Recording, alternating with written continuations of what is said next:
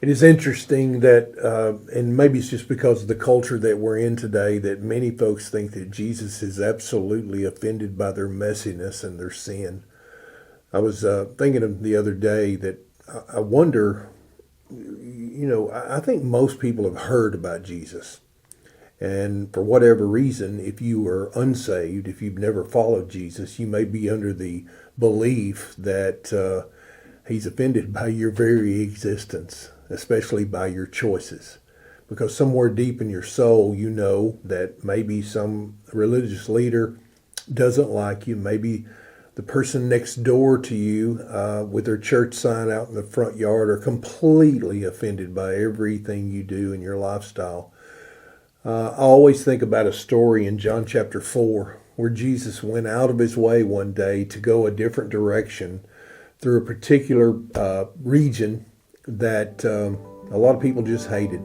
The Jewish people hated the Samaritans, and it went way back, decades and decades and generations. But yet Jesus went out of his way in the heat of the day, which typically nobody would be traveling in the heat of the day to get water. But he ran into a woman. That's the first no-no in that culture, Middle Eastern Jewish culture. You wasn't supposed to be talking to a woman unless they were your family members. But Jesus went out of his way. He crashed that taboo. He was seeking her out, guys.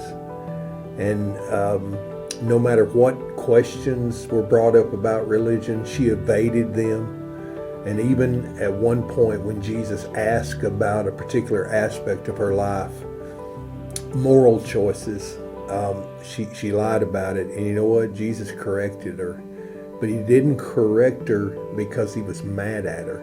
He didn't correct her because he was offended by her sin choices.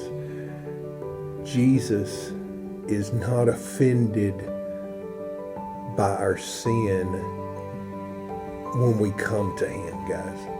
Now, I will be the first to tell you, I'm not one of those preachers that believes that you can just live any life that you want, continue to do what you want to do, and get a free trip to heaven.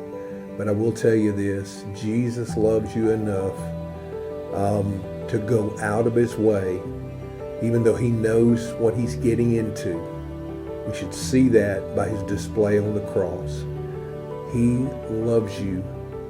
He wants to forgive you. But the thing about Jesus is he will give you a new life. He will give you a new mind. And he'll give you a new direction and ultimately a new destination in heaven.